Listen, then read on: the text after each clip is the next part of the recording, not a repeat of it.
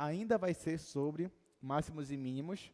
Então, não lembro se eu cheguei a comentar com vocês, mas acho que 4 aulas vão ser só de máximos e mínimos. Já tivemos 2. Hoje vai ser mais uma. E segunda-feira que vem vai ser mais uma aula de máximos e mínimos. Então, para você ver como esse assunto ele é muito abrangente. Aí você vai me perguntar, professor, mas o que falta a gente aprender, né? Porque se você parar para pensar, você já sabe calcular extremos locais, usando esse ano e o teste da segunda derivada. Você já sabe calcular ponto crítico, já sabe fazer todo aquele passo a passo. Você já sabe aplicar isso numa questão contextualizada, uma interpretação de texto. Você também já sabe fazer isso. Aí você pensa, então o que está faltando? Bom, na aula de hoje, a gente vai aprender sobre máximos e mínimos em conjuntos compactos. Então, antes de eu ir para o slide, eu só queria lembrar com vocês como é que você estudava lá no cálculo 1 essa parte de conjuntos compactos. Então, vou vir aqui para o nosso primeiro quadro.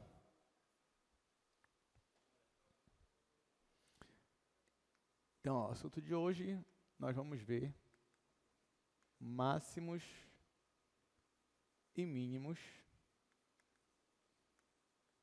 em compactos, no caso em conjuntos compactos.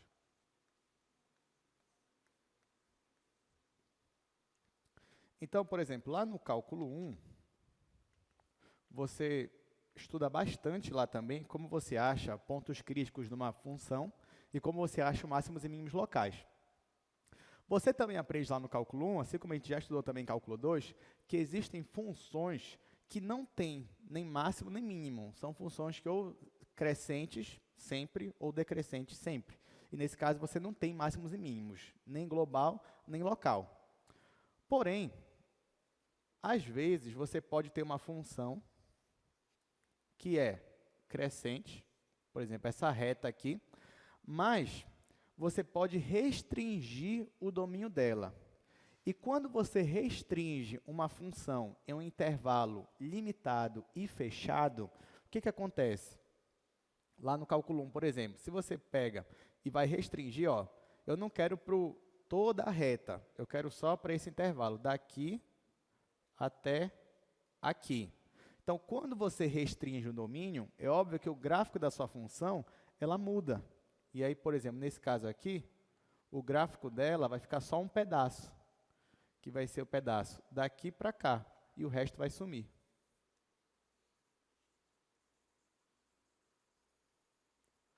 E aí você aprende lá no cálculo 1 que toda vez que você limita uma função em um intervalo fechado, em um intervalo limitado, ou seja, em um conjunto compacto, então, nesse caso, a sua função ela sempre vai ter um máximo e mínimo. E aí você enuncia o famoso teorema de Weierstrass, que fala justamente isso. Se você tem uma função contínua, ainda tem essa condição, a função tem que ser contínua. Se ela for contínua e o intervalo for compacto, o conjunto for compacto, então ela sempre vai ter máximos e mínimos. E aí você tinha um passo a passo lá no cálculo 1 de como você achava um máximo e mínimo global para uma situação dessa. Então, perceba que quando você restringe o seu domínio em um conjunto compacto e a sua função é contínua, nesse caso específico, você pode afirmar que a sua função vai ter um máximo e mínimo global. E você tem condições de achar esse máximo e mínimo global. Então, como é que você fazia? Então, vou só revisar aqui com vocês. Isso vale para qualquer função contínua limitada no conjunto compacto, não só uma função crescente ou decrescente. Então, vou fazer outro exemplo aqui para vocês. Então, digamos que você tinha uma função que era assim.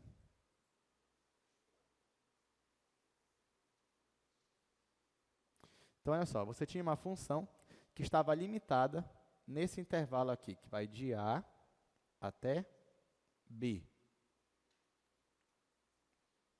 Então, lá no cálculo 1, você tem aqui o gráfico de uma função, só que a sua função está restrita a esse intervalo de A até B. Quando digo A até B, intervalo fechado. Você lembra como é que você achava os pontos de máximo e mínimo globais nessa situação aí? Vou lembrar vocês. Primeiro passo, você achava os pontos críticos da sua função. Claro, considerando apenas o que está dentro do intervalo, onde você está considerando.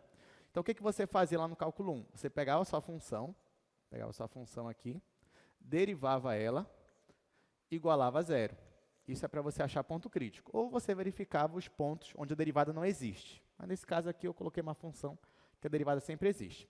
Então, ó, você pegava a sua função, derivava e igualava a zero. Com isso, você achava pontos críticos. E aí você ia analisar se esses pontos críticos estão dentro do domínio que você estabeleceu. Então, nesse caso aqui, ó, visualmente, você ia encontrar um ponto crítico bem aqui, posso chamar aqui de x1, e você ia encontrar um ponto crítico bem aqui, que eu posso chamar de x2. Então, o primeiro passo que você fazia era encontrar os pontos críticos dentro do intervalo que você estabeleceu. Nesse caso aqui que eu coloquei, eu encontraria dois pontos críticos, x1 e x2. Depois, o que você fazia? Você calculava o valor da função nesses pontos críticos que você achou. Então, por exemplo, você calculava. Então, o primeiro passo era achar ponto crítico. O segundo passo era a comparação. Você calculava o valor da função nos pontos críticos. Então, você calculava o f de x1 e o f de x2. Aí, vamos exemplificar aqui com valores. Bora dizer que você calculou f de x1 e deu 3. Aí, você calculou o f de x2, deu menos 1,5. Você já podia afirmar que esse era o valor máximo, esse era o valor mínimo? Não. Ainda tinha um outro passo. Qual era o passo? Você precisava também calcular o valor da função onde? Nos extremos do meu intervalo. Em outras palavras, eu precisaria calcular a minimagem na fronteira do meu intervalo. Veja bem essa definição. Eu teria que calcular na fronteira do meu conjunto. A fronteira desse conjunto é justamente os extremos. É o extremo A e o extremo B. Então, eu ainda teria que calcular nos extremos. Aí eu vinha e calculava. Calculava o f de A. Digamos que o f de A dava, sei lá, 1. E calculava o f de B. Aí o f de B aqui, vamos dizer que ele é 6. Pronto. Só para exemplificar. Pronto. Então, depois que você encontrava os pontos críticos, calculava o valor da função nos pontos críticos e também na fronteira do seu conjunto, aí sim você ia para a última etapa, que você ia comparar todos os valores. Você ia ver quem desses aqui era o maior valor e quem era o menor valor. Então, nesse caso aqui, por exemplo, o maior valor é esse daqui, é 6. Então, esse daqui seria o máximo. E o menor valor aqui era menos 1,5. Então, esse daqui seria o mínimo. E aí, pronto, você pode afirmar que nessa situação, o ponto de máximo global é o B. E o valor máximo global é 6. O ponto de mínimo global era o x2. E o valor mínimo global era menos 1,5. Então, nesse caso aqui, você percebe que o mínimo global ele ficou no ponto crítico, ficou no interior do meu conjunto, mas o máximo global ficou na minha fronteira do meu conjunto. Mas, claro que isso dependia de cada caso. Então, você sempre tinha que fazer isso. Você tinha que comparar os pontos críticos do interior com o valor da função na fronteira.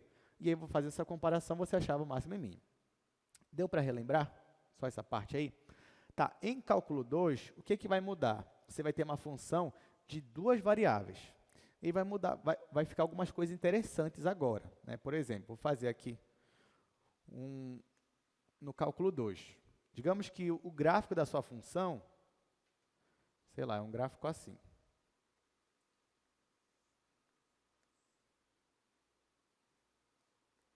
Digamos que isso aqui é a superfície de uma função, é o gráfico de uma função, só que o domínio dela está aqui embaixo, né?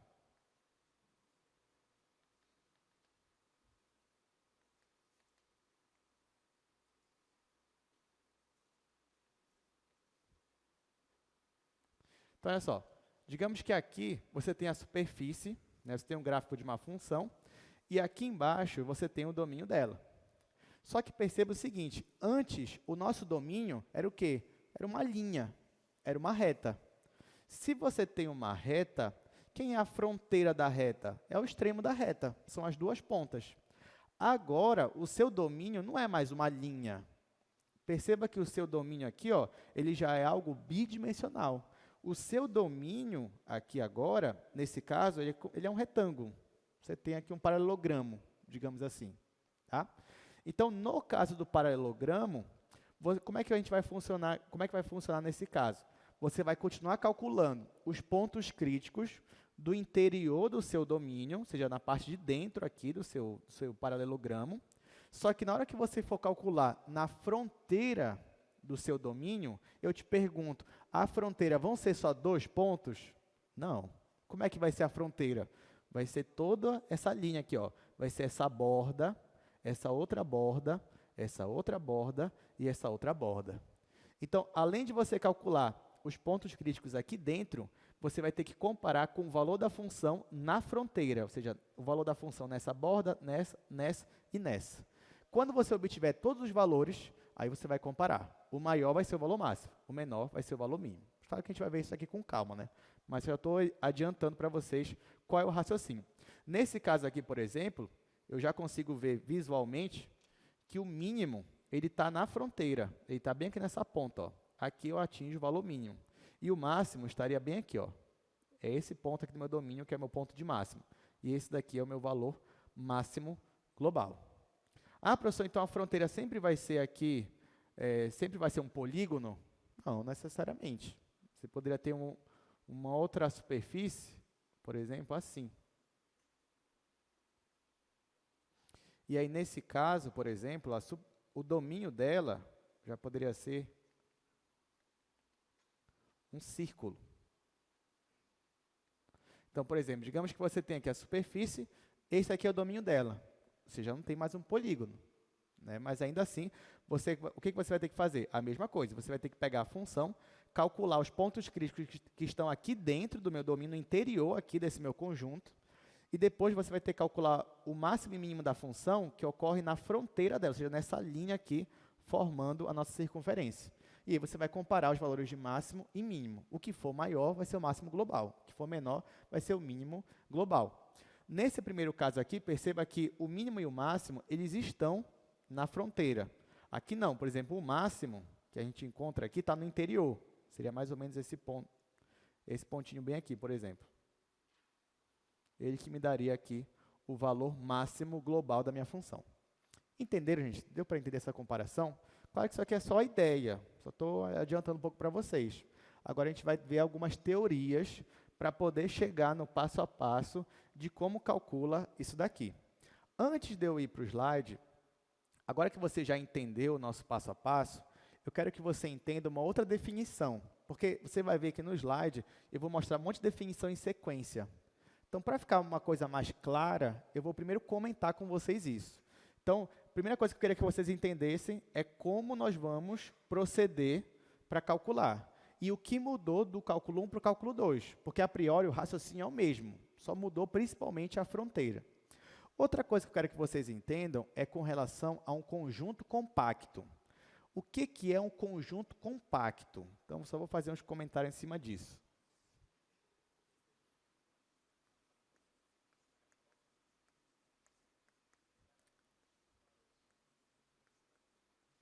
Aqui, gente, eu vou fazer uns comentários de forma intuitiva, tá? Mas a definição formal mesmo a gente vai ver nos slides.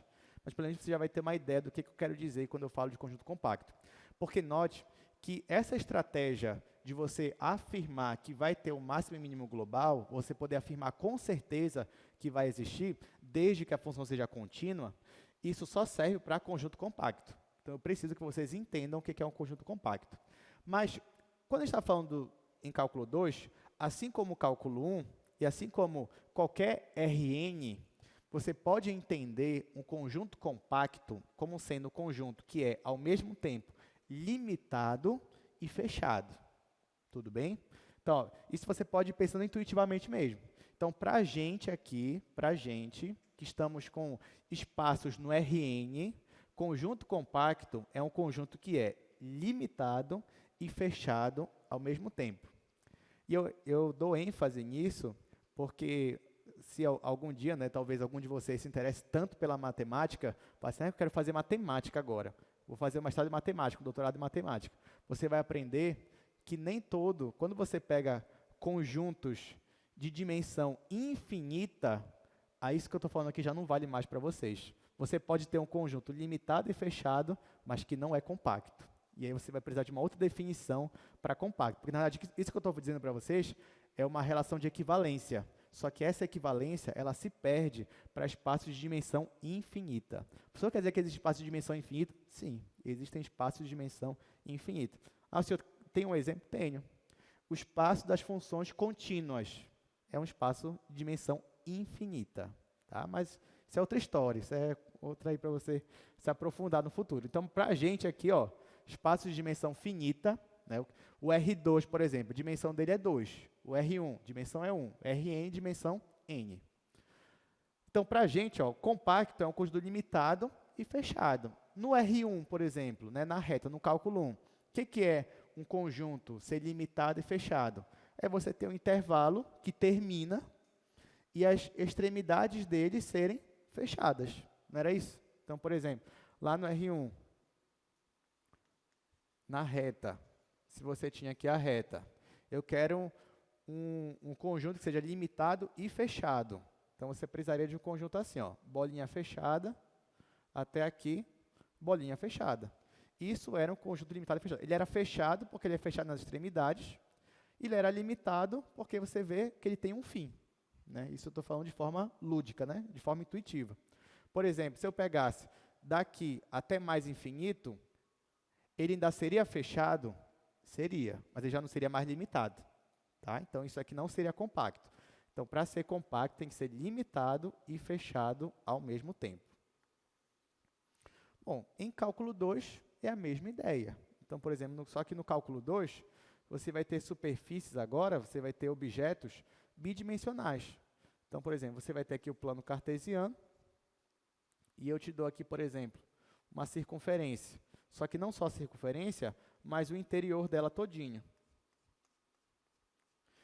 Nesse caso, você pode dizer que a circunferência é um conjunto limitado? Isso daqui?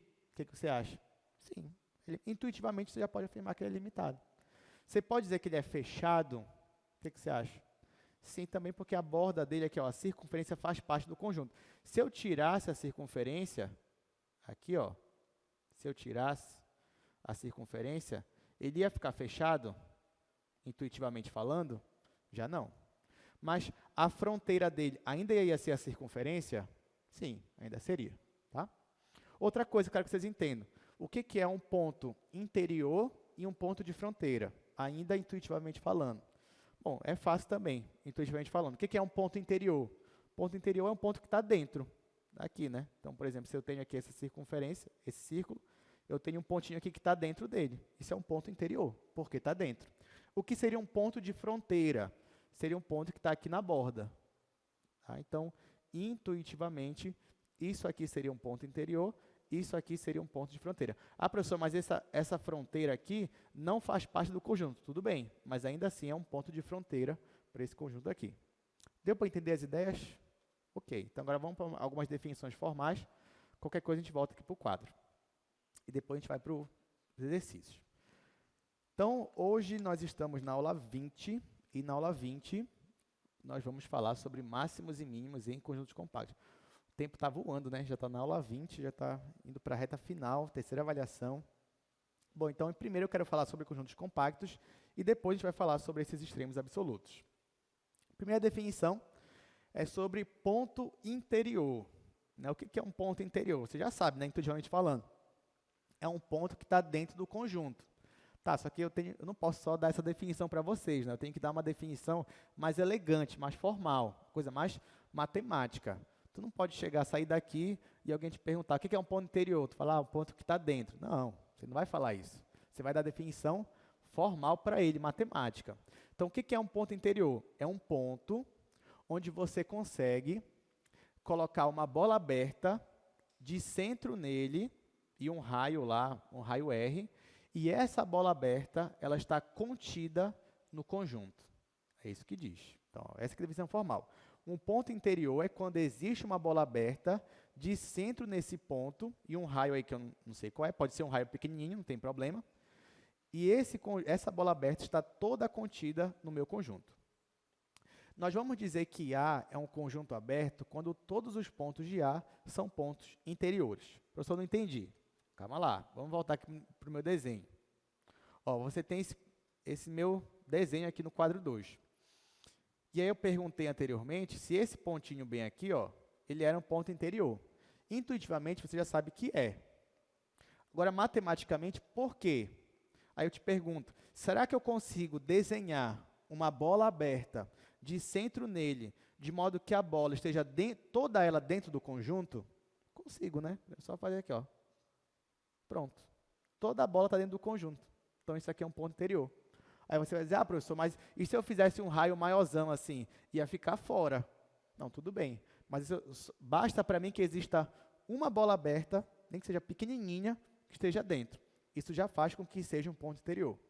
Aí você vai me dizer, ah, professor, mas se for assim, então, qualquer ponto vai ser ponto interior. Eu te digo, não. Vamos pegar esse ponto bem aqui, ó, que a gente já falou intuitivamente que ele não é ponto interior. Tenta fazer uma bola aberta aqui, de modo que toda ela, o centro tem que ser nele, e toda ela tem que estar dentro do conjunto. Você vai conseguir? Não. Por menor que seja a sua bolinha, ó, bem aqui, ainda assim ia ter uma parte dela fora do seu conjunto. Então, na verdade, isso daqui a gente vai chamar de ponto de fronteira. Por quê? Toda bola aberta de centro nele vai ter pontos dentro do conjunto e pontos fora do conjunto. Por isso que a gente diz que é um ponto de fronteira. Tá? Então, isso aqui é fronteira, isso aqui é ponto interior. Nesse caso aqui, gente, todos os pontos do meu conjunto são pontos interiores, porque a fronteira aqui, ó, não faz parte do conjunto. Então, eu posso afirmar que esse conjunto aqui é um conjunto aberto. Tudo bem? Beleza. Então, vou continuar aqui com as definições no slide. Próxima definição é a definição de fronteira, que eu já comentei com vocês. Um ponto vai ser de fronteira quando você pegar uma bola aberta de centro nele, e essa bola aberta conter pelo menos um ponto que está no conjunto e um ponto que não está no conjunto. O conjunto de todos os pontos de fronteira é chamado de fronteira de A. Interessante, né? O que a gente já esperava, né? O conjunto de todos os pontos de fronteira é chamado de fronteira. Vamos resolver agora aqui uns exercícios, que tem uns 5 exercícios para a gente resolver. Gente, esse exercício aqui, eu sempre gosto de chamar a atenção dele. Eu queria que vocês prestassem muita atenção nesse exercício, porque ele não só vai nos ajudar a resolver o assunto de hoje, mas ele vai ajudar vocês também em integrais. Porque lá em integrais, vocês vão ter que ter uma boa noção de domínio. Qual é o domínio da sua função? Até para você fazer lá os intervalos de integração. Então, esse exercício que eu vou fazer agora com vocês, ó, de A até E, eu preciso que vocês prestem muita atenção nele. Porque ó, ele me dá o conjunto e o que ele está pedindo é que eu faça a fronteira do meu conjunto. Tá? Ele quer a fronteira do conjunto. Então, a gente vai fazer isso com calma aqui.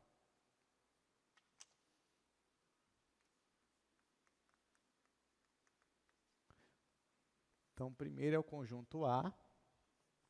O conjunto A é o conjunto dos pontos aqui que estão em R2, tais que x é maior que zero, y também é maior que zero.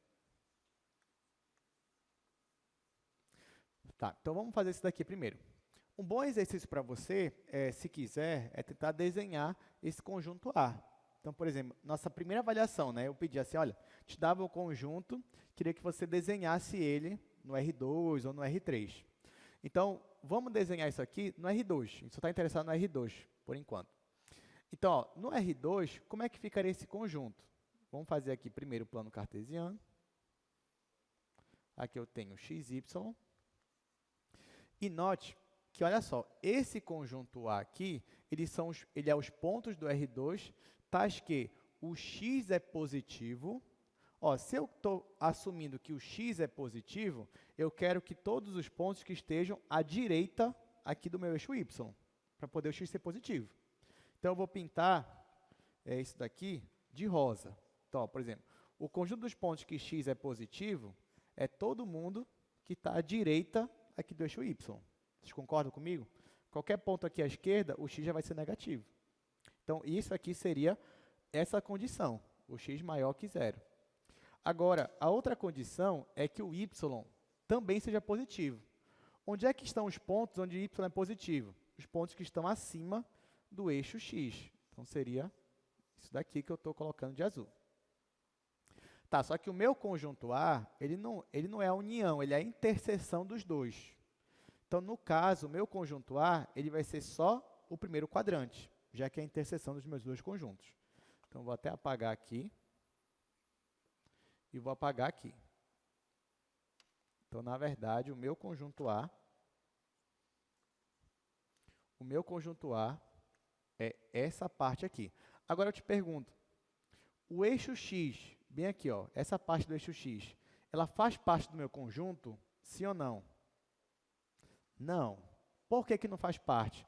Porque se você pegar qualquer ponto bem aqui, por exemplo, ó, um pontinho bem aqui, quanto é o y aqui? É zero. O y pode ser zero? Não. Então, esse eixo aqui todinho não faz parte do meu conjunto.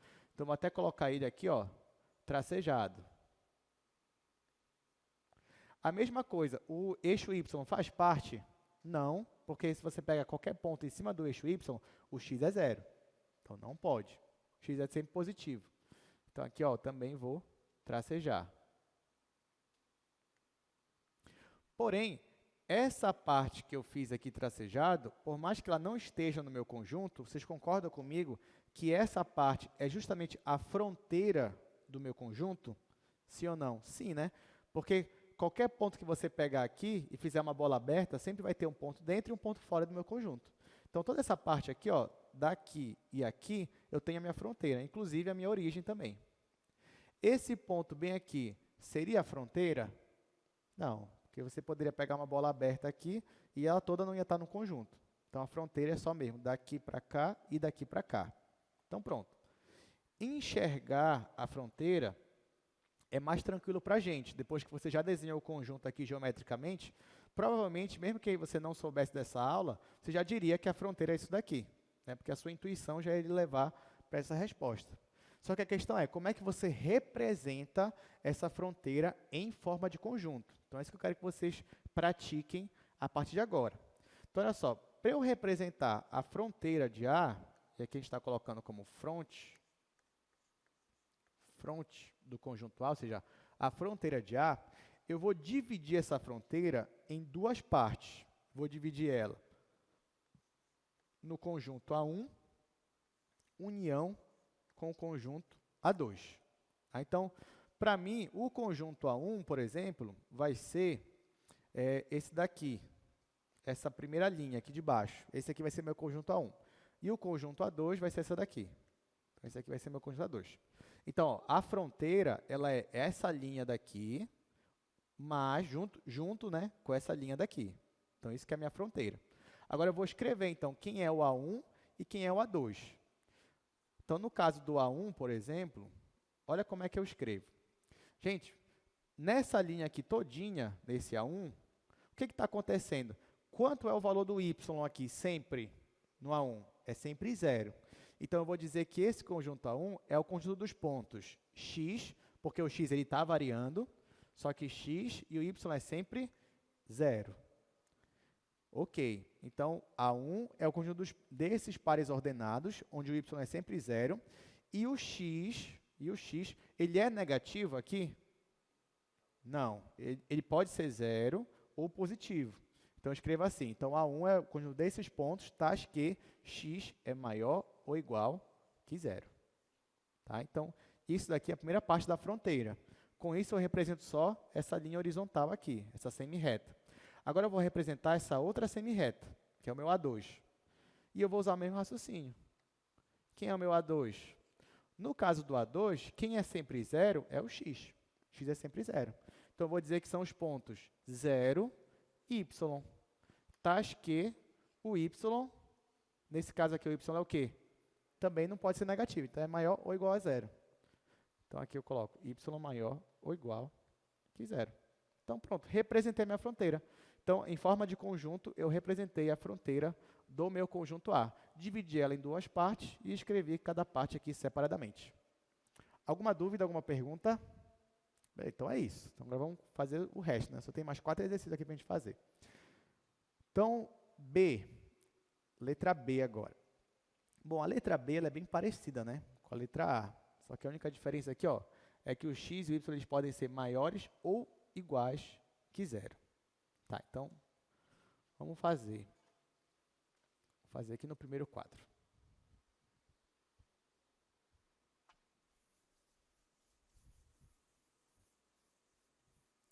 Gente, é muito provável que... Muito provável não, mas é provável que eu cobre de vocês isso, tá? Vocês saberem fronteira de conjuntos, já que, como eu disse, né, isso vai servir não só agora, mas depois em integral. Então, isso até é uma boa preparação. É por isso que eu preciso que vocês prestem muita atenção nessa parte mesmo. E qualquer dúvida, podem perguntar.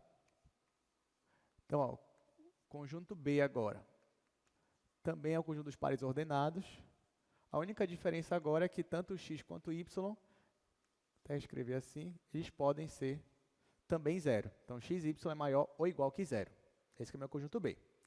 Bom, então, se eu quisesse desenhar o meu conjunto B, de novo, eu ficaria somente com o primeiro quadrante, por causa do que eu expliquei anteriormente. Então, o meu conjunto B ainda é o primeiro quadrante. A única diferença agora é que essa parte aqui do eixo x e essa parte aqui do eixo y também estão no meu conjunto, já que os x e y eles podem ser zero. Então, eu já não vou colocar uma linha tracejada, vou colocar uma linha contínua. Então, ó, a partir daqui da origem, essa semi-reta aqui, ela faz parte do meu conjunto. E essa outra semi-reta aqui, ela também faz parte do meu conjunto. Então, esse daqui é o que eu vou chamar de conjunto B. Ok, então, vou escrever aqui quem é a fronteira do meu conjunto B. De novo, eu vou dividir em duas partes, vou chamar de B1 e B2. Quem vai ser o meu B1? Vou colocar o B1 aqui. B1, e aqui eu vou colocar o B2. Bom, o B1 ainda é a semi-reta. Vocês concordam comigo? Ainda é a semi-reta, que vai daqui para cá. Então, de novo, o que acontece nessa semi-reta? O y é sempre zero. Aqui eu coloco o y. Então, eu coloco o x, que está variando. O y é sempre zero. E o meu x é maior ou igual que zero. Da mesma forma, o meu B2, que vai ser essa semi-reta aqui. Agora, o x, que é sempre zero. Então, eu coloco 0 e y. E o meu y é maior ou igual que zero. Você pode olhar para essas respostas e pensar assim, nossa, professor, mas deu a mesma resposta. Você percebe que deu a mesma resposta? As duas fronteiras deram iguais? Está certo isso? É possível isso, eu ter dois conjuntos diferentes, mas que têm a mesma fronteira? O que vocês acham? Sim, sim. A fronteira pode ser a mesma. Se você for reparar, o A e B, eles são iguais interiormente. O Pavito tem uma pergunta? Agora foi. Pois então, é porque no primeiro exemplo, quando o senhor estava definindo, o senhor colocou que o x é maior que o zero e nesse daí só está x. Não ocorre uma mudança? Porque aí está falando que o x pode inferir tanto positivo como negativo, porque só o y que está como maior ou igual a zero, mas na sua representação foi diferente. Desculpa, Vitor, eu não sei se eu entendi. Você está dizendo que no primeiro exemplo eu fiz o quê? O x maior que zero e o y maior que zero. Isso. Aí só o y que está maior ou igual a zero. O x está normal. Ah, tá, desculpa. É porque, na verdade, eu fui querer economizar, né? Letra. Na verdade, isso aqui significava que tanto x quanto y é maior ou igual que zero. O x e o y são maiores e iguais a zero. Mas, Tá. tanto que no slide tá normal, entendeu? Eu que fui fazer de... Mas está aqui, ó, x maior ou igual que zero e y. Mas foi muito bom você ter me falado isso, porque às vezes a gente muda a anotação, pode confundir mesmo. E aqui o professor às vezes quer porque economizar. aí se permanecesse como x o normal, então quer dizer que a área ia mudar, porque o x pode ser tanto positivo como negativo. Isso, boa pergunta. Então, no caso, se eu não tivesse nenhuma restrição para x, né, só para y maior que zero, então o segundo quadrante não tinha restrição para ele, porque basta que o y seja maior ou igual que zero. Então, no caso, a minha superfície, né, ia ser daqui para cima. Essa é a única restrição. Tá bom, Okay? Obrigado. Obrigado pela pergunta, Vitor. Palmas para o Vitor, pela pergunta dele. Muito bem, é isso mesmo. Pois bem, então, ó, como eu estava dizendo, a fronteira deu igual. Mas por quê? O interior do conjunto era o mesmo para os dois. A única diferença deles era na fronteira. Qual é a diferença? É que no primeiro conjunto, a fronteira não estava no conjunto, não fazia parte. Tanto que aqui, ó, no primeiro conjunto, eu coloquei uma linha tracejada. Então, esses pontos da fronteira, eles são da fronteira, mas não fazem parte do conjunto. Ali eles já fazem parte.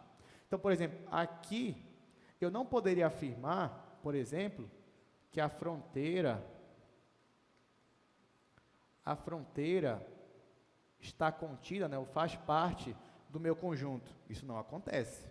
Isso aqui, ó, não acontece. A fronteira não está contida no meu conjunto. Agora, lá eu posso afirmar que a fronteira está contida no meu conjunto B. Uma outra pergunta que eu queria fazer para vocês. Gente, esse conjunto aqui, intuitivamente falando ainda, vocês acham que ele é fechado, esse conjunto A? O que vocês acham? Vocês acham que ele é fechado? Sim ou não? A resposta é não, ele não é fechado. Outra pergunta, vocês acham que ele é limitado, esse conjunto? Será? Pode ser, intuitivamente, mas na verdade ele também não é limitado, né? A gente vai explicar por quê, a gente vai detalhar melhor. Então esse daqui, ó, já intuitivamente falando, ele não é nem fechado nem limitado. Então já te adianto que ele não é compacto, né? Para a nossa definição tinha que ser os dois. Agora, o conjunto B, eu já posso afirmar que ele é fechado? O que vocês acham? Sim. Aí você já começa a perceber que talvez essa ideia de fechado esteja muito ligada à fronteira, e de certa forma é verdade. Então aqui, ele é fechado. Ele é limitado? Não, ele continua não sendo limitado. Então ele é compacto? Não, ele não é compacto. Então, por exemplo, para o conjunto A e para o conjunto B, a gente não ia estudar eles, por exemplo, para usar o teorema de Weierstrass. Não, porque eles não são conjuntos compactos. Tá? Ok, vamos para o nosso terceiro exemplo. Agora o conjunto C. O conjunto C é bem conhecido da gente, na verdade. Vou até fazer aqui no mesmo quadro. Conjunto C é o conjunto ainda dos pares ordenados, tais que x² mais y² menor ou igual que 1. Pronto, vamos ver esse daqui. Gente, isso daqui parece até que a gente voltou para a primeira avaliação, né? Porque eu cobrei de vocês essa parte. Então, aqui vocês não teriam dificuldade. Se eu pedisse, desenhe para mim, geometricamente, esse conjunto. Que conjunto é esse? Ó? É o conjunto dos pontos que obedece essa condição. Que condição é essa aqui? Que desenho forma isso aqui, se isso aqui fosse igual? Uma circunferência. Onde é o centro dela? Na origem, o raio é 1. Só que eu não quero só a circunferência. São os pontos que estão nela e os pontos que estão dentro. Então, você vinha, faria aqui o plano cartesiano, faria uma circunferência, e tanto a borda dela, a fronteira, que é a própria circunferência, quanto dentro, é o seu conjunto C. Então, isso aqui é o seu conjunto C. Qual é a fronteira do conjunto C? A fronteira do conjunto C é justamente os pontos que estão em cima da circunferência. Como é que você representa isso aqui? Você só quer os pontos que estão em cima da circunferência. É só você fazer o quê? O igual. Você exige o igual aqui e pronto, você já está falando da fronteira. Então, nesse caso, você não precisa dividir em uma, duas partes, três partes. Não precisa. Até porque você tem uma circunferência, né? Como é que você vai dividir? A não ser que você divida em semicircunferência de cima e de baixo. Poderia ser também, não tem problema nenhum. Mas nesse caso, eu vou ser mais direto. Vou colocar aqui, ó, fronteira de C é igual aos pontos aqui de x e y, tais que x² mais y² são iguais a 1. Então, aqui você já representa a fronteira é só a linha aqui da minha circunferência. Gente, esse conjunto C aqui, vocês acham que ele é fechado? Sim ou não? Sim, de fato ele é fechado. Ele é limitado? Sim. Então, ele é compacto? Sim. Se é limitado e fechado, ele é compacto. Então, isso aqui seria um bom exemplo, né, de um domínio ali para a gente mostrar que a função tem máximos e mínimos, né? Já te deu o conjunto compacto, só falta a função. E a gente ia calcular em cima disso.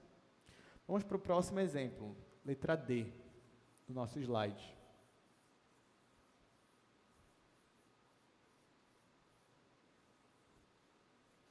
A gente vai para o slide agora, só para a gente analisar qual é o item. Ó, o item D é esse daí, x e y pertence a R2, tanto o x quanto o y estão entre 0 e 2. Então, vou escrever isso aqui.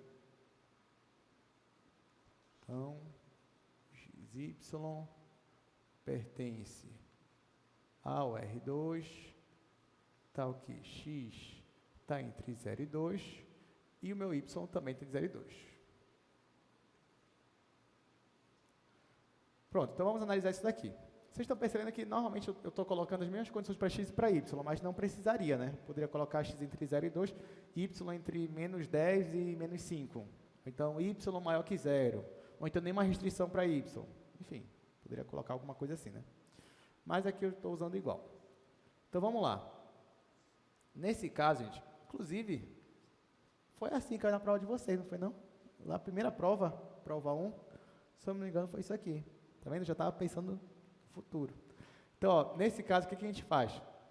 Eu vou analisar onde é que o x está entre 0 e 2. Então, eu olho, ó, por exemplo, digamos que o 0 está bem aqui. Digamos que o 2 está bem aqui.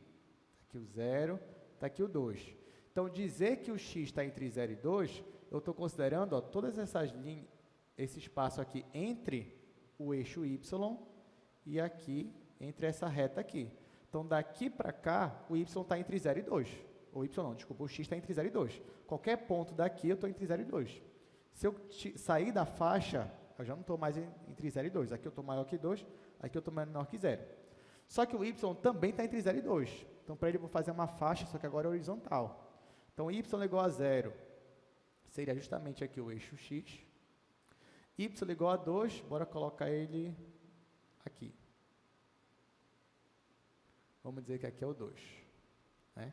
Então, ó, nessa faixa aqui, o y está entre 0 e 2. Só que tem que obedecer as duas faixas. Então, no final, eu fico com essa região. Essa região aqui é o meu conjunto D. Então, qualquer ponto que você pegar aqui, tanto o x quanto o y estão entre 0 e 2. Só que o meu problema, o que eu quero fazer aqui, é ver a fronteira desse conjunto. Nesse caso, a fronteira dele, se você reparar, é um quadrado. Então, como é um quadrado, é um polígono de 4 lados, então, nesse caso, eu vou dividir a fronteira em 4 partes.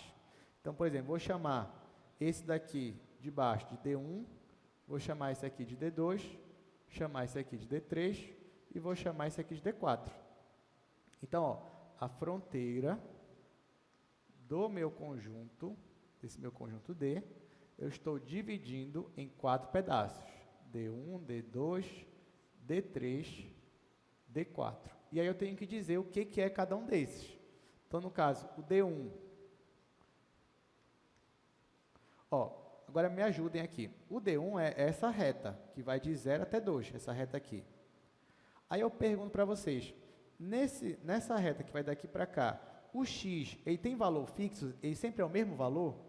Não. Está variando. O y tem algum valor fixo aqui? Sim, qual é? 0. Então, ó, então, nesse caso, já que o y sempre é um valor fixo, que é 0, então, coloca assim, ó, x são os pontos x, 0, já que o y é sempre 0. Tais que... Tá, agora para o x, ele está variando, mas ele está variando entre o que e o que? Entre 0 e 2. Então, são esses pontos aqui, x e 0, tais que o x está entre 0 e 2. Pronto. Essa é o D1. Agora o D2.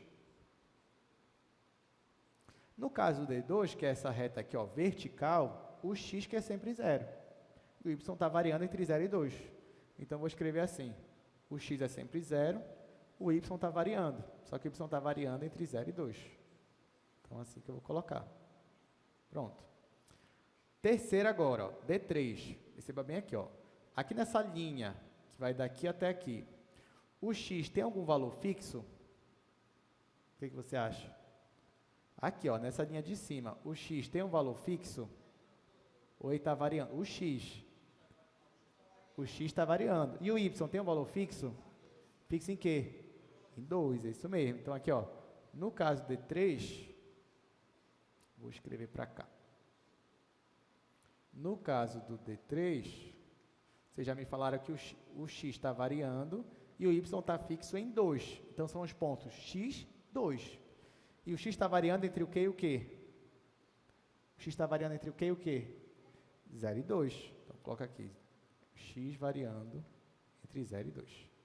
Aqui vocês estão percebendo que eu estou tirando aquilo, pertence ao R2. Não tem problema, tá, gente? Assim, lembrando que isso aqui são pares ordenados, né, do conjunto R2. Só que tem essas restrições.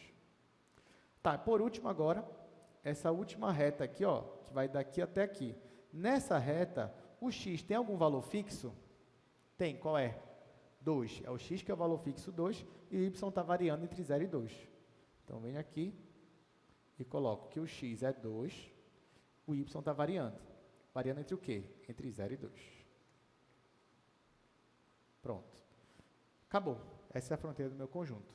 Vamos para o último exemplo dessa parte, e depois a gente já vai para algumas definições, e depois o teorema de Weierstrass. Ah, eu não perguntei, né? Deixa eu perguntar aqui para vocês. Esse conjunto aqui é fechado? Sim, ele é fechado. É isso mesmo. Ele é limitado? Sim, também. Então, ele é compacto? Sim. Então, ó, esse seria... Vocês vão ver, na verdade, que a gente vai usar. Esse conjunto aqui, ele vai aparecer quando a gente for fazer o exercício. Aí, então, você já tem uma ideia de como é a fronteira dele. Tá, vamos para o último agora. A gente vai voltar para o slide, só para ver como é o último exemplo.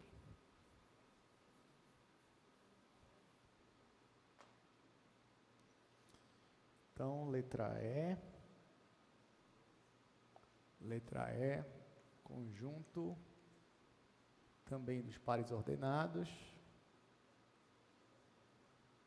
tais que 0 menor ou igual que x, menor ou igual que y, que é menor ou igual que 8 menos x. Olha, isso daqui é interessante. Então, vamos verificar como eu desenharia esse meu conjunto aqui. Como é que eu faria ele geometricamente? Ó, então, perceba o seguinte. Uma coisa que você pode já analisar é o seguinte, que tanto x quanto y são maiores ou iguais que zero. Correto? Então, eu estou no meu primeiro quadrante, que nem eu estava ainda agora. Só que agora apareceu mais algumas restrições. Perceba que o y, ele não está entre duas funções de x, sim ou não? O y, ele é maior ou igual que x e menor ou igual que 8 menos x. O x sozinho, se eu fosse fazer o gráfico dele, é o gráfico do quê? Uma reta. É uma reta o quê? Crescente ou decrescente? Crescente.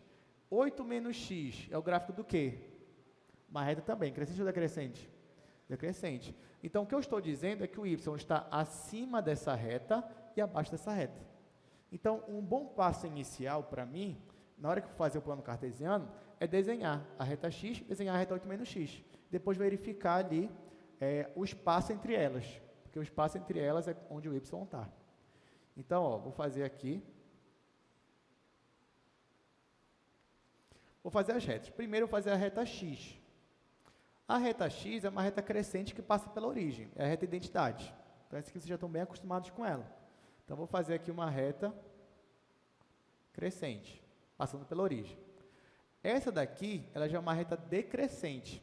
Ela corta o eixo y em qual ponto? 8. Ela corta o eixo y no 8. O B aqui é o 8. Então, vou desenhar ela aqui dessa cor. Então, venho aqui, desenho uma reta decrescente. Pronto.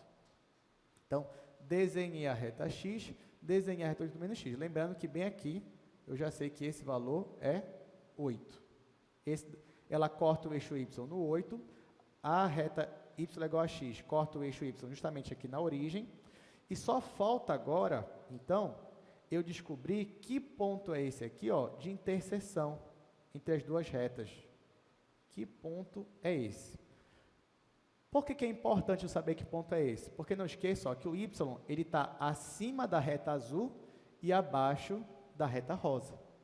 O y está acima da reta azul, abaixo da reta rosa. Então, na verdade, eu estou com essa região aqui. Aí você vai dizer, professor, por que não passa para cá também? Não passa para cá porque y e x são maiores ou iguais que zero. Então, já estou só no primeiro quadrante mesmo. Tá? Então, na verdade, ó, a minha região é essa daqui. É esse triângulo aqui. Então, por isso que é importante para mim saber que ponto é esse daqui, que é o ponto de interseção das duas retas.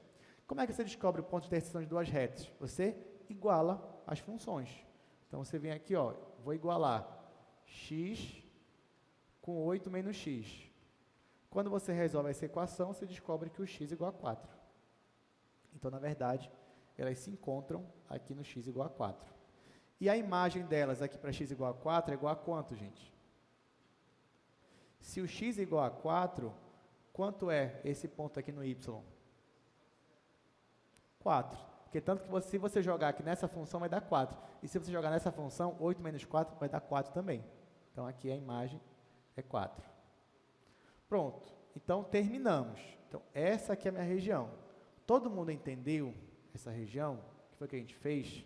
A gente analisou ali as restrições, já sabia que estava no primeiro quadrante, depois eu desenhei a reta x, desenhei a reta 8 menos x. E eu sabia que o y tinha que estar acima dessa reta azul e abaixo da reta rosa, no primeiro quadrante. Então, aqui, ó, olhando só para o primeiro quadrante, o espaço onde o y está ao mesmo tempo abaixo da reta rosa e acima da reta azul, só poderia ser esse daqui. E aí eu formei meu triângulo. Então, já que eu formei um polígono de 3 lados, na hora que eu vou fazer a fronteira, eu vou dividir a fronteira em 3 partes. Então, eu vou chamar, por exemplo, esse daqui, essa parte amarela, vou chamar de E1. Essa parte rosa, vou chamar de E2. Essa parte azul, vou chamar de E3. Ou também poderia chamar aqui de E1, E2, E3, tanto faz. Então, ó, a fronteira do meu conjunto, eu dividi ela em 3 partes. E1, E2, E3. Mas quem são, né? E1, vamos lá. Bom, aqui, ó, nessa reta amarela, que é o E1, o x tem algum valor fixo? O que vocês acham? Aqui nessa reta amarela, o x tem algum valor fixo? Sim, 0. Então, aqui, ó, nesse E1, o x é sempre 0 e o y está variando. Só que o y está variando entre o que e o que nessa reta amarela aqui? Entre 0 e 8. Então, eu coloco aqui 0 menor ou igual que y, menor ou igual que 8. E2 agora. Olha, o E2 é essa reta rosa aqui. Nessa reta rosa, o x está assumindo algum valor fixo? Não. E o y? Também não. Você vai dizer, e agora, professor? Tanto o x quanto o y não estão assumindo valores fixos. O que eu vou fazer? Não tem problema. Mas você concorda comigo que nessa reta rosa, por mais que o y não esteja assumindo valor fixo, mas o y depende de x? Sim ou não? Sim. Qual é a expressão? 8 menos x. Então, eu posso dizer que nessa reta rosa aqui, que eu estou chamando de E2, são os pontos onde o x é x e o y é sempre 8 menos x. Entenderam? Com isso, ó, eu desapareci com y, já que o y depende de x mesmo.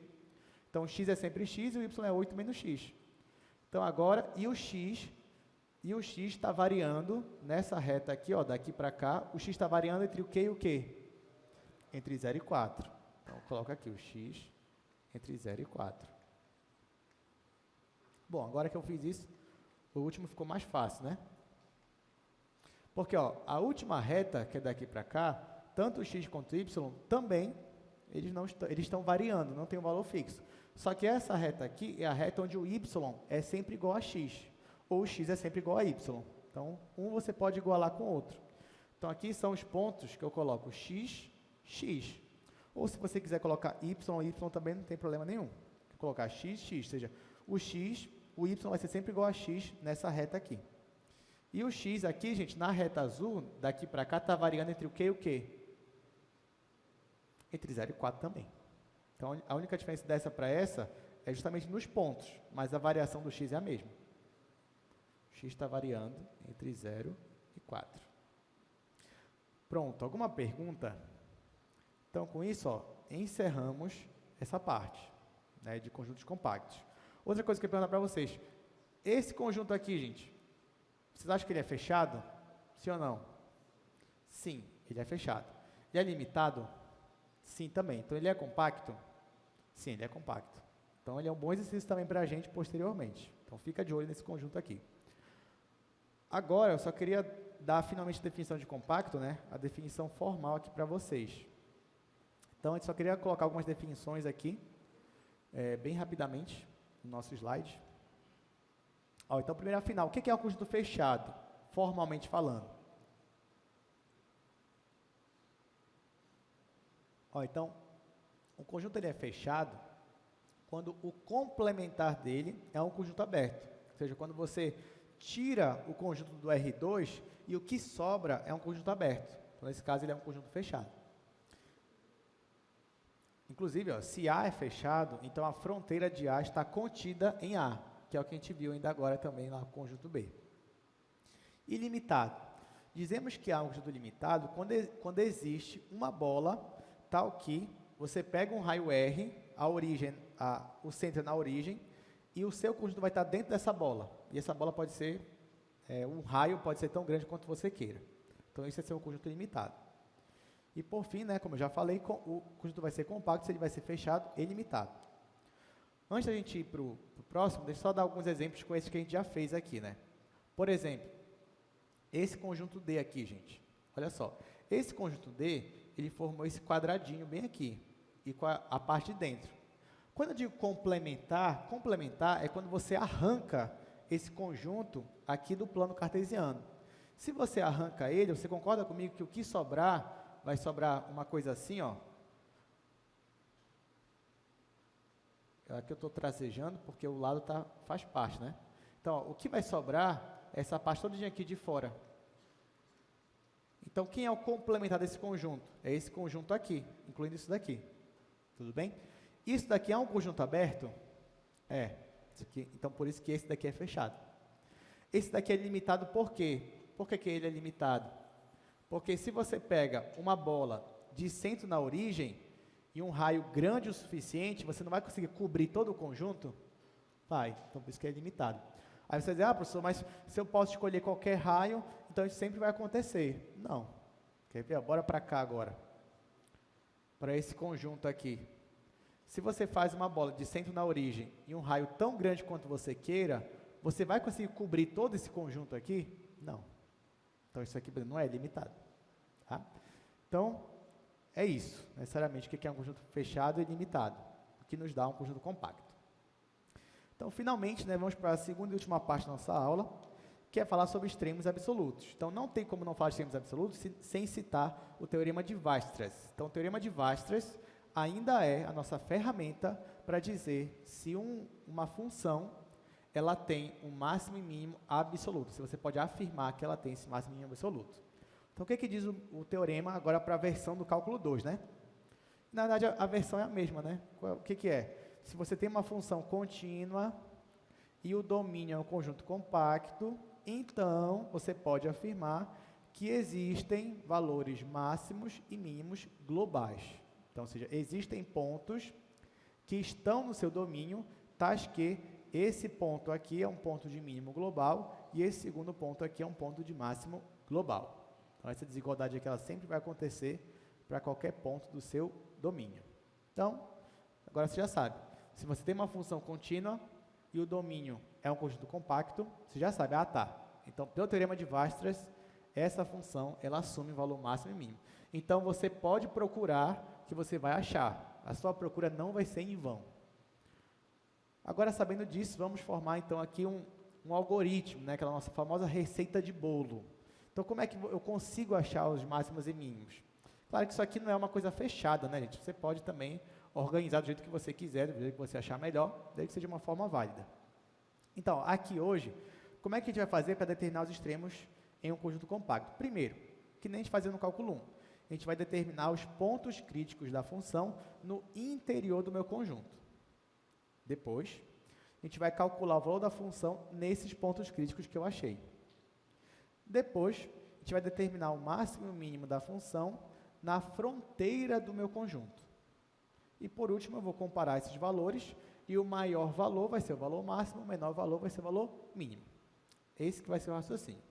Então, agora vamos finalmente resolver exercícios, né, que envolvem realmente máximos e mínimos. Então, olha só, exercício 2. Determine o máximo e o mínimo desta função nesse conjunto aqui. Olha, quem é o conjunto D? É o conjunto D que a gente resolveu aqui no quadro, que está no segundo quadro aí já resolvido. Ok, então vamos resolver, fazer aqui no primeiro quadro, vou anotar a função primeiro.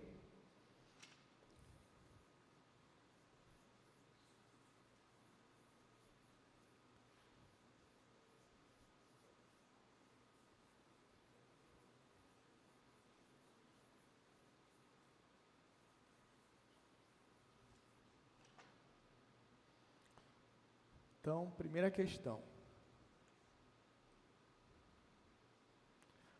Eu tenho uma função aqui, f de xy igual 2x² mais y² menos 2xy mais x menos y. Tá, e o conjunto, né? Na verdade, o conjunto que é o domínio da minha função é o conjunto D, conjunto dos pontos x e y, tais que tanto x quanto y estão entre 0 e 2. Então, aqui, gente, eu abreviei, tá bom? Estou explicando para vocês. Ó, pode perceber que aqui, quando eu escrevi o conjunto D, eu não coloquei que pertence a R2, mas fica subentendido. E aqui, ó, eu coloquei uma vírgulazinha, mas isso significa que os dois estão entre 0 e 2, simultaneamente. Tá bom? Ok, então, eu quero achar os máximos e mínimos absolutos para essa função. Lembrando, ó, essa função aqui, ela é contínua? Sim ou não? Sim, é uma função polinomial, é contínua. Esse conjunto aqui é compacto? É compacto? Ó, lembrando que o conjunto D está bem aqui, ó. A gente já fez ele. Ele é compacto? É porque ele é fechado. Se você tirar ele, fica um conjunto aberto. Ele é limitado. Então, ele é compacto. Então, eu posso afirmar, pelo teorema de Weierstrass, que essa função ela assume um valor máximo e assume um valor mínimo. Isso no sentido global das coisas, no sentido absoluto. Tá, agora, como eu faço para buscar esses máximos e mínimos? Primeiro passo é os pontos críticos, tá? Então, eu vou procurar os pontos críticos.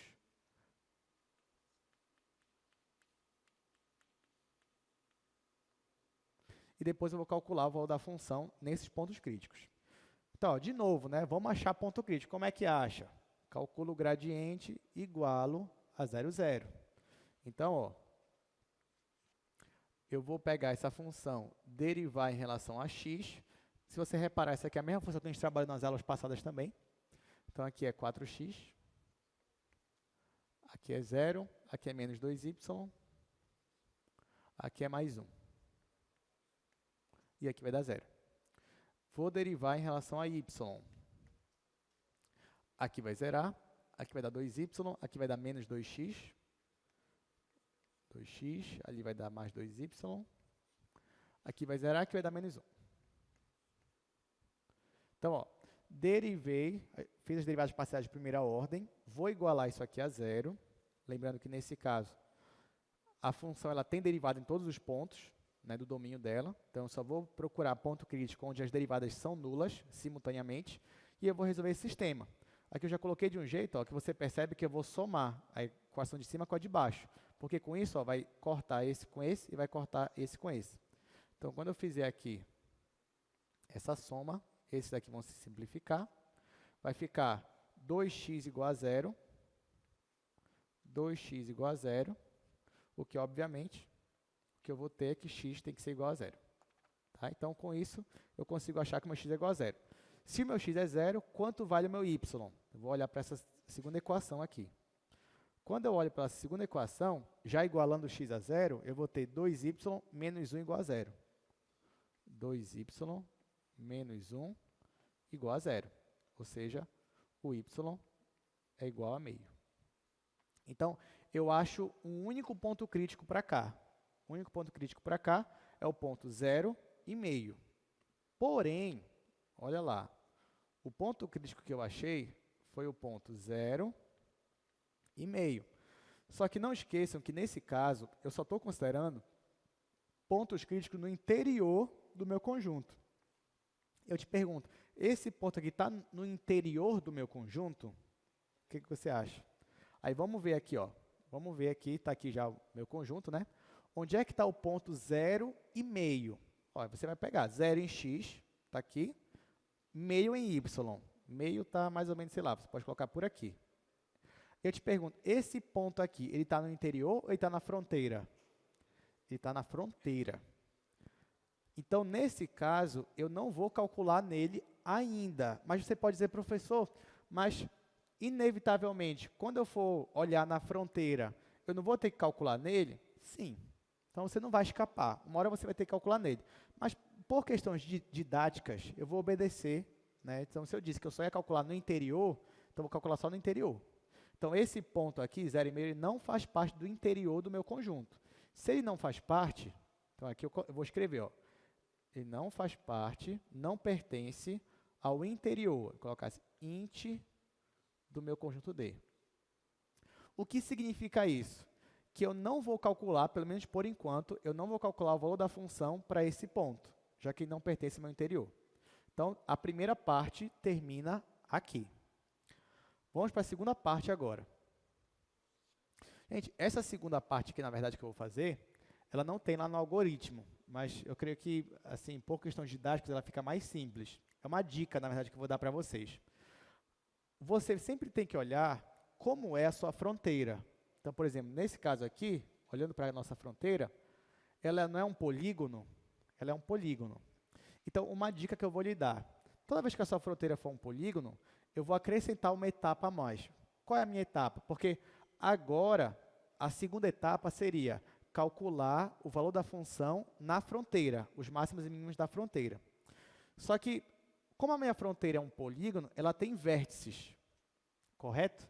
Então, eu vou me adiantar e já vou calcular o valor da função nos vértices. Porque se eu deixar para depois, quando eu for olhar só essa fronteira aqui de baixo, eu vou ter que calcular nos vértices, porque eles são os extremos do meu intervalo. Aí depois, quando eu for olhar esse outro intervalo, eu vou ter que calcular os extremos. Só que aqui eu já calculei para esse ponto. Aí eu vou ter que ficar me repetindo. Aí depois, quando eu for olhar essa outra fronteira, eu vou ter que calcular aqui de novo. Quando eu calcular essa fronteira, eu vou ter que calcular aqui de novo. Então, para não ficar me repetindo, eu já vou calcular nos vértices do meu polígono. Isso vai me adiantar um trabalho. Se você quiser, não precisa. Só estou dando uma dica para você. Então, quando a sua fronteira é um polígono, seria bom para você calcular logo, quando você parte para a fronteira, a imagem da função nos vértices do seu polígono. Então, é isso que eu vou fazer. Então, ó, segundo passo. Segundo passo. Cálculo de f nos vértices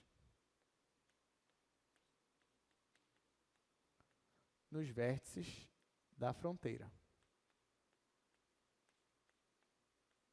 Já que a fronteira é um polígono, né? Então, ele tem vértices. Então, eu já vou calcular o valor de f nesses vértices. Tá, quem são os vértices do meu polígono, né? Vamos voltar aqui, é um quadrado. Então, eu tenho esse primeiro vértice, que é o 0, 0. Esse segundo vértice é o 2 e 0. Esse terceiro vértice aqui é o 2, 2. E aqui é o 0, 2.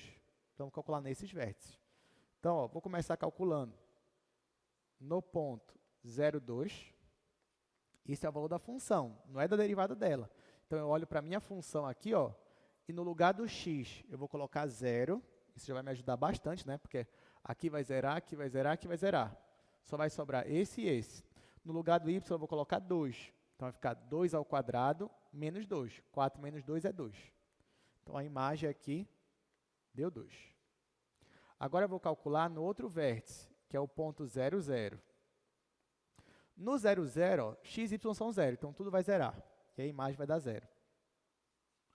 O outro vértice dessa minha fronteira é o ponto 2 e 0. Ou seja, o x que é 2 e o y é 0. Mas se o y é 0, aqui 0, aqui 0, aqui 0. Só vai sobrar esse e esse. O x é 2. Então, aqui vai ficar 2 vezes 4, que é 8, mais 2, que é 10. Então, aqui deu 10. Por último, eu tenho aqui o ponto 2, 2. Aí eu vou ter que calcular aqui o ponto 2, 2, né? Só que eu vou usar aqui um atalho, né? X não é igual a y, que os dois são igual a 2. Quando o x é igual a y, nota, ó, esse vai cortar com esse, se eles forem iguais, e esse aqui corta com esse. Porque aqui, se o x é igual a y, vai ficar 2x² também. Isso mesmo ele vai cortar. E aí só vai sobrar esse daqui. Então, y é 2, 2 ao quadrado é 4. Então, aqui o valor deu 4. Qualquer dúvida, você só joga aí igual a 2, né? Aqui vai ficar 2 menos 2, vai cancelar. Aqui vai ficar 8 menos 8, vai cancelar. Aqui vai dar 4. Muito bem. Então, calculei a função, né, o valor da função nos vértices da minha fronteira. O que falta agora? Falta agora eu olhar para a minha fronteira, Vamos olhar aqui para a minha fronteira. E perceba que a minha fronteira é dividida em 4 partes, em 4 pedaços. Esse e esse. Em cada pedaço da minha fronteira, eu vou achar os máximos e mínimos no interior dela. Tá? Em cada borda, eu vou ter que achar o máximo e mínimo no interior. Professor, mas isso vai dar um trabalhinho? Vai, dá um trabalhinho. Se fosse um polígono de 8 lados, você ia ter que fazer para os 8. Tá? Assim que você ia fazer. Ok, então vou deixar isso aqui.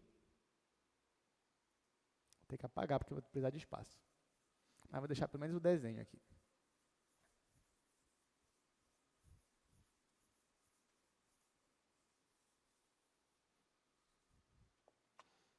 Então, ó, terceira parte.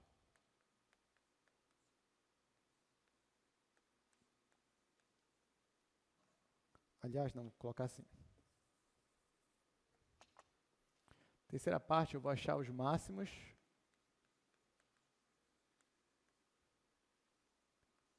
e mínimos na fronteira. Máximos e mínimos na fronteira. Só que a fronteira eu dividi em 4 partes. Então, eu vou ter que fazer para D1, para D2, para D3 e para D4. Então, ó, primeiro, para D1. Gente, em D1, o que acontece? Eu apaguei, né? Mas tem que escrever de novo. O D1 são os pontos, ó, onde o meu y é sempre 0. Vou colocar assim, são esses pontos aqui. E o meu x está indo de 0 a 2. Então, olha só. Em D1, que é essa borda aqui de baixo, o meu y é sempre 0. Então, como é que vai ficar a minha função f em D1? A minha função f vai ficar x e o y sempre 0. Então, eu vou olhar para a minha função e vou colocar pontos dessa forma aqui, ó, x e 0. Aí eu olho para lá e no lugar do y eu coloco 0. Aqui vai zerar, aqui vai zerar, aqui vai zerar. O que vai sobrar? 2x² mais x. Então, para D1, a minha função ela fica assim, ela fica 2x² mais x. Vocês concordam comigo que nessa borda D1, a minha função ela ficou assim? Então, ela ficou uma função de uma única variável, depende de uma única variável, então eu vou chamar ela de G1 de x. E agora a minha função é achar o máximo e mínimo nessa borda, nessa parte da fronteira. Só que nessa parte da fronteira, a minha função é uma função de uma única variável. E eu sei achar máximos e mínimos para essa função do cálculo 1. Eu derivo igual a 0. Então, é isso que eu vou fazer agora.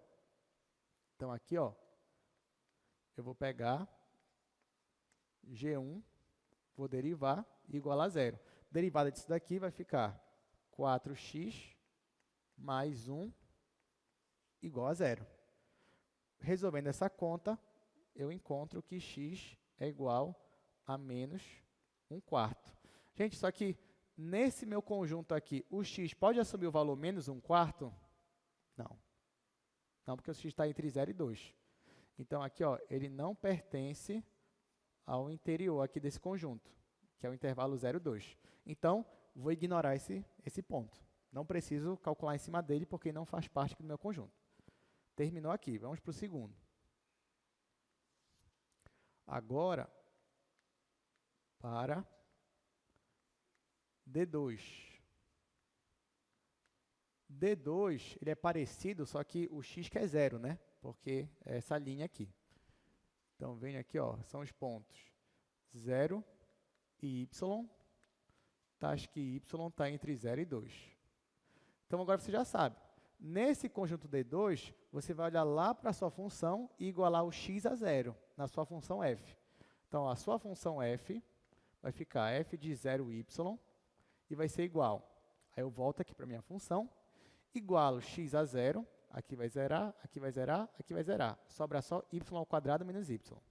E venho para cá. y² menos y. Isso daqui é uma função que só depende de y. Vou chamar essa função de G2. Ela só depende de y. Então, para achar o ponto crítico dela, eu derivo igual a 0. Então, vem aqui, ó, derivo. Derivando isso daqui vai dar 2y menos 1 iguala isso aqui a zero. Então, y vai ser igual a meio. Meio está dentro do intervalo de 0 a 2? Sim, faz parte do intervalo de 0 a 2. Então, já que faz parte do intervalo, eu vou precisar calcular o valor da minha função para esse ponto. Então, vou calcular agora. Então, vou calcular o f de 0 e meio. Como é que eu calculo o f de 0 e meio? Olha, o f de 0y já é isso daqui. Então, eu só coloco o meio no lugar do y. Vai ficar meio ao quadrado, que é 1/4, menos meio. Isso aqui vai dar menos, vou colocar assim, 1/4 menos meio. Isso aqui vai dar igual a menos 1/4. Tá? Então, essa é a informação. Gente, só uma observação, tá? Nessa hora que você for analisar a fronteira, essa função aqui é uma função do cálculo 1. E como eu falei para vocês, lá no cálculo 1, como é que você fazia? Você calculava os pontos críticos que estão no interior do seu intervalo, mas depois você ainda tinha que calcular o valor no extremo. Você não tinha que fazer isso lá no cálculo 1? Pois é. Só que por que eu estou pulando essa etapa dos extremos? Porque eu já calculei nos extremos, naquela segunda parte. Por isso que eu preferi logo calcular nos vértices. Porque quando chega aqui em cada etapa dessa, eu não preciso calcular no extremo 0 e 2, porque eu já calculei ali, já calculei no ponto 0, 0 e já calculei no outro extremo. Aqui é a mesma coisa. Por que eu não vou calcular no ponto 0 e 0? Porque eu já calculei. Por que eu não vou calcular no ponto, cadê? No ponto 0 e 2, porque eu já calculei também. Tá? Então, os extremos eu já fiz a conta lá nos vértices, então por isso que eu estou pulando essa etapa. E aqui só me interessam os pontos que estão no interior do meu intervalo. Até aqui, tudo bem.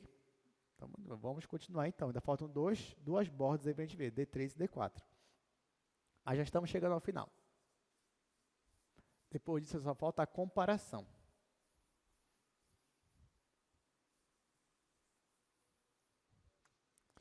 Então, agora a gente vai ver no conjunto D3. O conjunto D3, você pode observar ali no nosso gráfico, mas o x está variando, o y está fixo em 2. E o x está variando entre 0 e 2. Então, o que eu vou fazer? Vou pegar a minha função f e jogar nos pontos x e 2. Então, agora eu vou pegar a minha função f, só que no lugar do y, eu vou colocar 2. E aí, como é que vai ficar? 2x² vai custar 2x². Aí, mais y², o y é 2, então vai ficar 4. Depois, menos 2x vezes y, só que o y é 2, então vai ficar menos 4x. Depois, mais x e menos y, só que o y é 2. Então, resolvendo aqui, melhorando essa conta. Aqui ó, vai ficar 2x². Aqui, menos 4x mais x vai ficar menos 3x. E aqui, 4 menos 2 vai ficar 2. Isso aqui é uma função que só depende de x. Vou chamar isso de G3. Vou derivar G3 igual a 0. Quando eu derivo, isso aqui vai ficar 4x menos 3 igual a 0. E aí eu acho que o meu ponto crítico é x igual a 3/4. 3/4 está entre 0 e 2? Sim, ele está entre 0 e 2. Então, eu vou precisar calcular o valor da minha função nesse ponto. Então, eu venho, quanto é o f? X é 3/4, y é 2. Né? O f de 3/4 e 2 é só pegar essa função aqui e colocar no lugar do x o 3/4. Então, aqui vai ficar 3/4 ao quadrado, vai ficar 9 sobre 16. 16 simplificando com 2 vai ficar 9 sobre 8. Vou colocar aqui 9 sobre 8, menos 3 vezes 3/4, isso aqui vai ficar 9/4, e aqui mais 2. Mais 2. Aqui é só fazer o MMC. Então, o MMC aqui vai dar 8, aqui vai dar 9, menos, aqui vai dar o dobro, vai dar 18, e aqui vai dar 16. Então, aqui ó, o valor final vai ficar 7 sobre 8. Tá? Então, esse é o valor da imagem. Último agora. Só falta mais um. que é o conjunto D4. Nesse conjunto D4, o que está acontecendo? O x é sempre 2 e o y que está variando. Está variando entre 0 e 2. Então, vou fazer o f de 2y. Então, eu volto para a minha função, que está lá no primeiro quadro. E no lugar do x eu vou colocar 2. Ó, então, vai ficar 2 vezes 2 ao quadrado. Só que o x é 2. Então, vai ficar 8 mais y ao quadrado. Depois, menos 4y. Depois, mais 2. Depois, menos y. Aí, voltando para cá, vai ficar y ao quadrado. Aqui vai ficar menos 4y, menos y vai ficar menos 5y. E 8 mais 2 vai ficar 10. Isso aqui é uma função que só depende de y. Vou chamar de G4. Vou derivar esta função igual a 0. A derivada aqui é 2y menos 5 igual a 0. Então, nesse caso, ó, o meu y deu 5 sobre 2. 5 sobre 2 está entre 0 e 2? Metade de 5 está entre 0 e 2? Não. Então, eu não preciso ligar para esse valor. Pronto, acabou. Última etapa agora é comparar os valores das imagens. Então, última parte, comparação. Tá, então aqui, gente, eu vou verificar quais valores eu achei. Então, por exemplo, aqui nessa parte eu não achei valor nenhum, porque o ponto que eu achei estava fora do meu domínio aqui. Agora aqui, no D3 eu achei um valor, que foi esse valor aqui, ó, 7/8. Então, vamos ficar com ele por enquanto. Aqui em D2 eu achei um valor, que foi menos 1/4. Em D1 eu não achei nenhum valor. Nos vértices eu considero todos. Então, eu tenho esses 4 valores aqui. Então, no final, eu tenho esses 4 valores, mais os 2 que a gente achou. Qual é o maior de todos os valores que a gente achou? É o 10. Então, esse daqui é o meu valor máximo. E qual é o menor? É o menos 1/4. Então, esse daqui, ó, é o meu valor mínimo global. Então, eu vou escrever isso daí. Então, o f de 2, 0, que deu igual a 10, e o outro é o f de 0,5, que deu igual a menos 1/4. Então, esse daqui é o valor máximo, isso aqui é absoluto mesmo, e esse daqui é o valor mínimo, isso é absoluto, que era o que ele queria.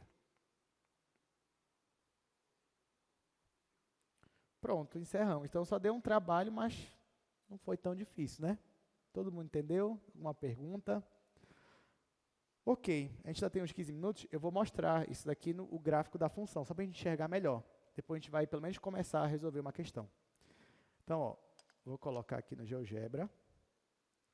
Vou colocar essa função. Então, f de xy igual a 2x² mais y² menos 2xy mais x menos y. Então, está aqui nossa função. Só que eu vou restringir ela, né? O x está entre 0 e 2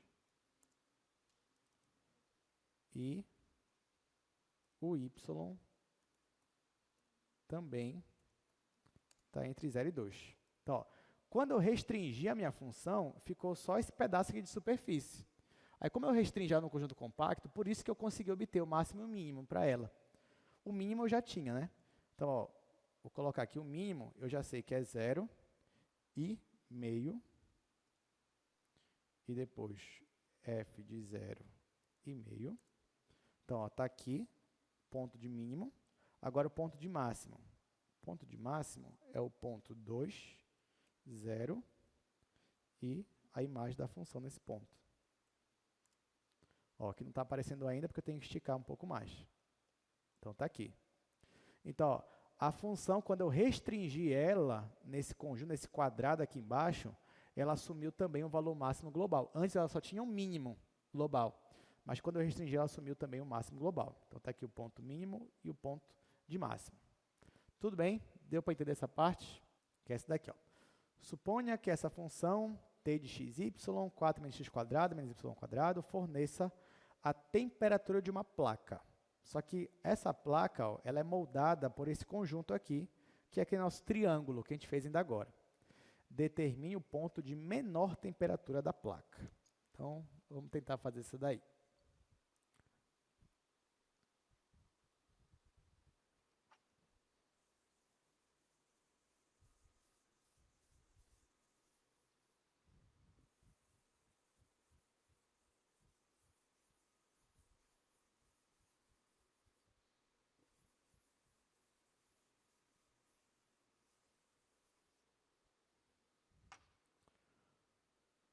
Bom, deixa eu escrever aqui primeiro a minha função. Essa é a segunda questão. A minha função é uma função temperatura. Ela é mais simples que a primeira, né? É 4 menos x quadrado menos y quadrado. O meu conjunto é o meu conjunto E, que é esse conjunto aqui.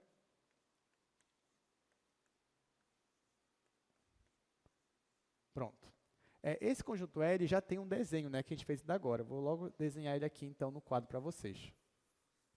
Mas é o mesmo que a gente fez anteriormente. Então, já sabe que isso aqui é um triângulo. Bem aqui, esse conjunto aqui todinho é o meu conjunto E.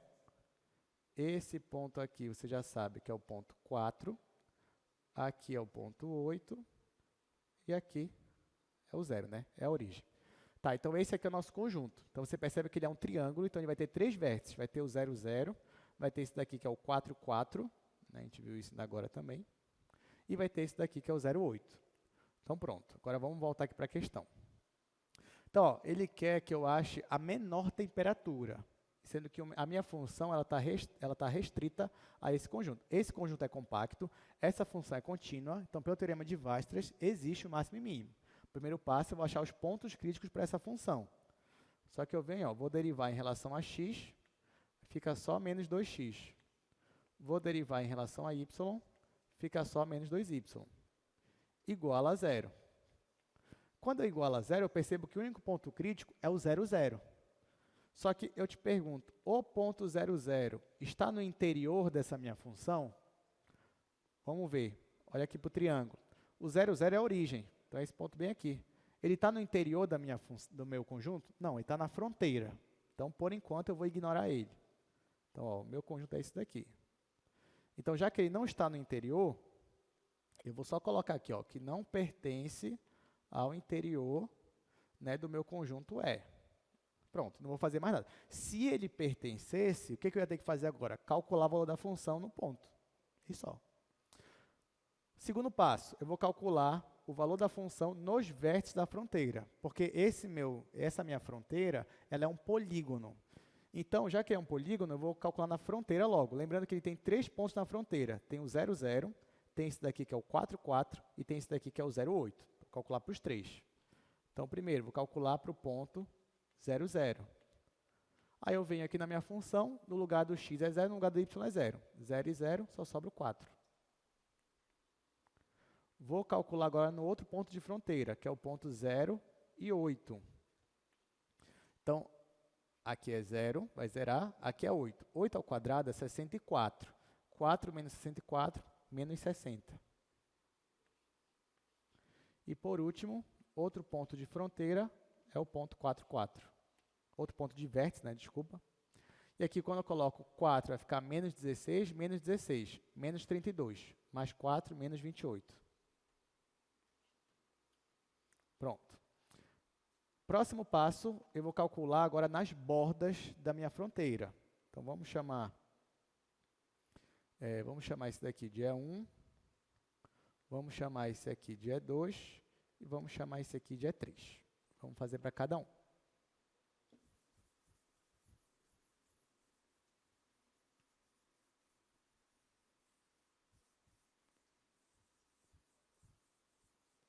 Deixa eu só olhar aqui o nosso tempo. Ixi, tem bastante.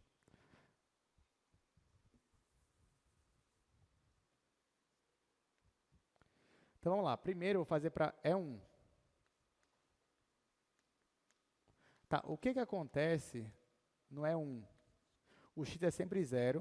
Então, vou colocar aqui 0. O y está variando, só que o y está variando entre 0 e 8. Bom, já que o x é sempre 0, eu vou pegar a minha função t e jogar os pontos 0 e y. Quando eu zero o meu x lá, a minha função fica 4 menos y ao quadrado. Essa função aqui é uma função que só depende de y. Eu quero achar ponto crítico para ela. Então, eu venho, derivo ela. A derivada disso daqui é 0, aqui é menos 2y, derivo igual a 0. Só que aqui, para isso, eu acho y igual a 0. Y igual a 0 está no interior desse intervalo? No interior dele? Não, está no extremo. Só que no extremo eu já calculei, porque é o vértice. Então, ó, já que ele não está no interior, ou seja, nesse intervalo aberto, então eu vou ignorar, porque ele está no extremo, mas no extremo eu já calculei o valor. Então, vai ficar assim. Próximo. Para E2. E no E2 são os pontos onde eu tenho x e 8 menos x. Isso quando x está entre 0 e 4. Então, ó, eu vou pegar minha função t e vou colocar o ponto x e 8 menos x. Aí eu venho aqui e coloco t, x, 8 menos x. Então, eu vou pegar a minha função é 4 menos x quadrado menos y ao quadrado, mas o y é 8 menos x. Então, vai ficar 8 menos x ao quadrado. Isso aqui vai dar igual a 4 menos x quadrado. Aqui vai ficar 16, com menos vai ficar menos 16. Depois, menos... Opa, verdade. É o final da aula já, na velocidade, 64. Aqui vai ficar menos 16x, só que com esse menos vai ficar mais 16x. E aqui vai ficar mais x quadrado, com menos, ficar menos x quadrado. Então, ó, a minha função aqui vai ficar menos 2x quadrado, mais 16x, e por último, menos 60. Você percebe que isso aqui é uma função que só depende de x. Então, vou chamar isso aqui de G2. Vou derivar igual a 0. Quando eu derivo, aqui vai ficar menos 4x, e aqui vai ficar mais 16. Isso daqui vai dar igual a x igual a 4. X igual a 4 está dentro do intervalo? No interior desse intervalo? Não, está no extremo. Mas no extremo eu já calculei, que é o ponto 4, 4. Já calculei lá o ponto 4, 4. Então, nesse caso, ó, o x não pertence. Deixa eu colocar para cá. Aqui igualei a 0. O x deu igual a 4. Só que esse x igual a 4 não pertence ao intervalo aberto de 0 a 4. Ele está no extremo, mas não está dentro. Então, por isso que eu não preciso calcular, porque eu já calculei. E o último agora.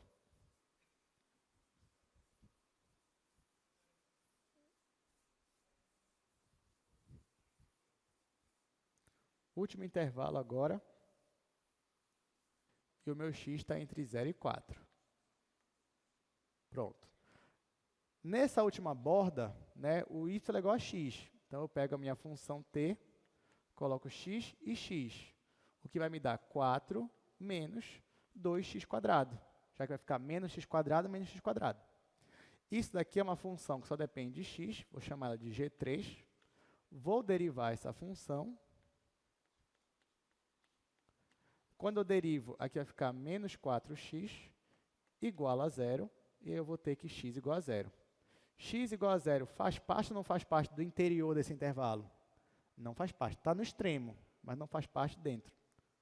Então, não faz parte. Então, não preciso fazer nada com esse valor. Por último, vou fazer a comparação agora. Esse aqui é o ponto 4.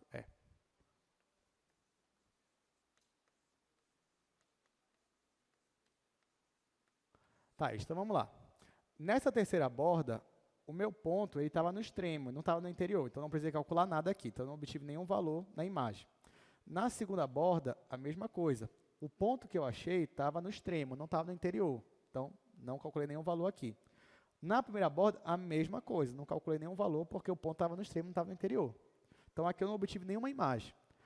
Aqui no ponto crítico, no primeiro quadro, eu também estava no interior, então não calculei nada. Então os únicos valores que eu obtive foi daqui. Então, olhando só para cá, ele quer saber a menor temperatura. Então, qual é o ponto de menor temperatura? Aqui, menos 60, é o ponto 0,8. E aí, comparando, então acaba a questão. Então, esse é o valor mínimo, esse aqui é o valor máximo, mas ele só quer o valor mínimo. Então, essa daqui é a resposta. Então, F de 0,8, que é igual, F não, né? T, que é igual a menos 60 graus, é a menor temperatura.